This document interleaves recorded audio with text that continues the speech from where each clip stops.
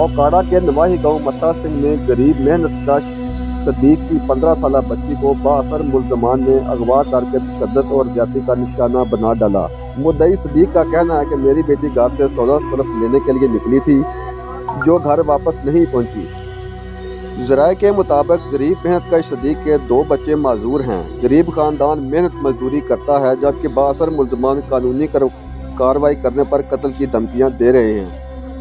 बच्ची का कहना है कि मुझे मैं दुकान ते गई हैगी मेरा कज़न हैगा सी जवेद ते उत्थे मैं गई हाँ तो उत्थे नहीं हैगा सी दुकान विच मुड़ पिछली साइड ते मकान हैगा उत्थे इमरान ते 2-3 बंदे होर हैगे सन उन्हां दा मैनूं नहीं पता हैगा।